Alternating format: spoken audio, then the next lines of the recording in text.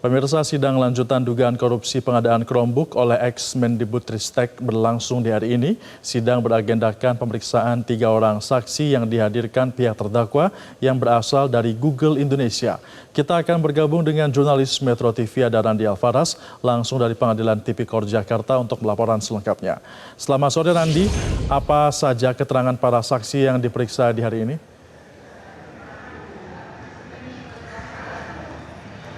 Iya, selamat sore Febrian. Memang pada hari ini sidang lanjutan dari kasus dugaan korupsi pengadaan Chromebook oleh ex-Mendikbudristek yakni Nadiem Makarim berlangsung pada hari ini di Pengadilan Tipikor Jakarta Pusat dan tadi telah dimulai sejak pukul 10 waktu Indonesia Barat hingga tadi pukul 14 waktu Indonesia Barat dan saat ini sedang diskors hingga pukul 16.30 waktu Indonesia Barat. Dan sidang kali ini beragendakan pemeriksaan saksi yang dihadirkan dari pihak terdakwa yakni Nadiem Makarim dengan menghadirkan 3 saksi dari pihak Google. Pertama ada saksi bernama Scott Boyman yang merupakan Presiden of Google Asia Pasifik, kemudian ada Caesar Senggupta yang merupakan mantan wakil Presiden Google, dan ketiga ada William Florence yang merupakan Kepala Divisi Pelatihan dan Developer Google.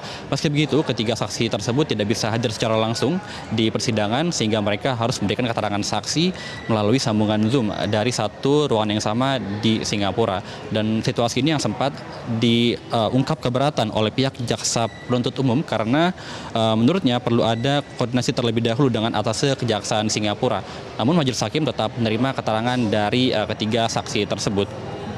Dan tadi selama jalannya sidang memang diketahui Nadiem sempat melakukan pertemuan dengan sejumlah saksi yang tadi memberikan keterangan ketika ia setelah dilantik menjadi Mendikbudristek pada tahun 2020.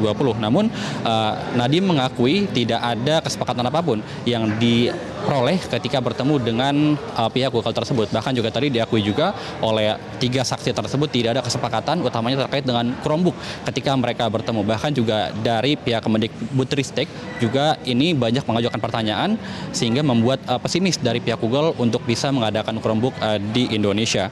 Dan kemudian juga memang untuk ketiga nama tersebut juga sempat disinggung baik dalam dakwaan juga dan juga dalam persidangan. Untuk nama Scott ini pernah disinggung dalam dakwaan dan keduanya dan kedua saksi lainnya juga sempat disebut dalam persidangan. Dan tidak hanya itu, JPU juga sempat mendakwa adanya kesepakatan bisnis antara Gojek dan Google yang mana aksi korporasi ini dari pihak JPU menilai sempat membuat Nadiem ini memiliki upaya untuk memperkaya diri sebesar 809 miliar melalui transfer dan investasi dari pihak Google ke pihak Gojek. Namun tadi juga ini dibantah juga dari pihak Nadiem bahwa tidak ada kesepakatan ya antara Nadiem kemudian juga dan Google dan juga dengan Gojek melalui dana tersebut.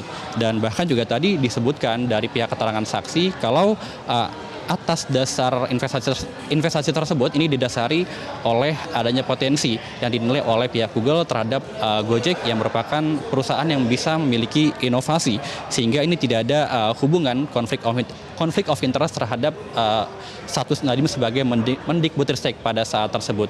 Dan saat ini juga sidang masih diskors sehingga kami nanti akan menginformasikan kembali kepada Anda bagaimana jalannya sidang lanjutan dari sidang kasus dugaan korupsi Chromebook pada Kemendikbudristek pada tahun 2020 hingga tahun 2022. Demikian Febrian, kembali ke Anda di studio.